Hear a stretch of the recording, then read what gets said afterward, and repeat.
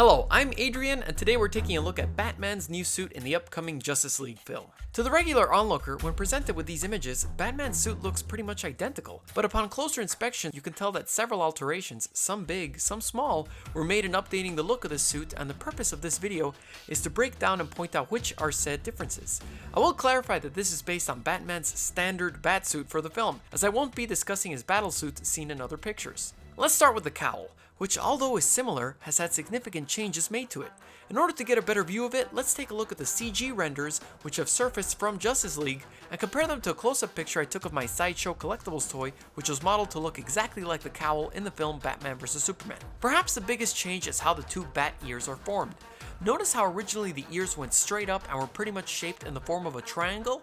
In the redesign, they have been shaped to have a small curve at the end, making them fold inwards a bit. You can see a hint of it from the side, but when seen from the front, you can tell that the ears have a slight curve to them now. The bat ears even seem to look like small horns in certain angles. Sure, lighting has a part to play in this, but the new curve is undeniable. What's also significant is how the shape of the cowl's forehead is sculpted.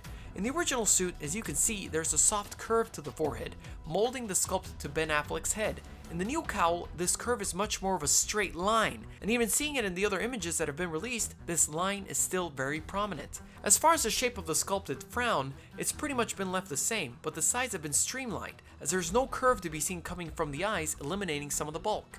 Next up on the comparisons is the cape. Although it's still integrated into the cowl to look like one piece, there are now more folds given to it, giving it a much heavier look than what it had before. It also doesn't dip into the suit as much as before. When this poster surfaced, some claimed that it was yet another suit, but that was not the case. The logo was just reflecting the light in order for it to stand out more. In other words, the Bat logo still remains black, it just looks very reflective in this poster as the designers wanted it to stand out. Believe me, I doubt the filmmakers would intentionally replicate George Clooney's black and silver suit from Batman and Robin. Moving on to the Batsuit itself, several blocks of padded armor have been added, as seen on the shoulders, the biceps, and most notably, the abs, each one with their respective block. What's interesting to note is that I believe that they are hinting that this is the very same suit we've seen from Batman vs Superman, but he has added modifications on top of it.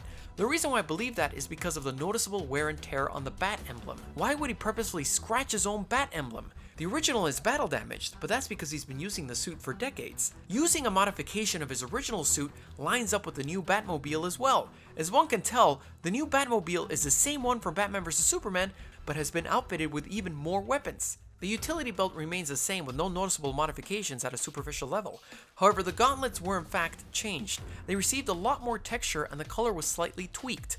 Notice how there are now several straps outlining each gauntlet. They also sport a lighter grayer color. In other words, the gauntlets were modified to match the armored look of the rest of the suit. The boots seem to remain the same, as I see no overly discernible difference between the two. All in all, they definitely wanted to up the armor factor, so to speak, with the overall look of Batman. And for some reason, they felt the need to curve the ears on the cowl, which I'm not particularly fond of, but can get accustomed to. What do you think of the costume? Let me know in the comments below, and be sure to subscribe, and you can follow me on my Twitter, Instagram, and brand new Facebook fan page, Godzillarex, to be notified when another new episode premieres. It would also be great if you could join my Patreon to get access to cool behind the scenes stuff and a bunch of other rewards. See you next time.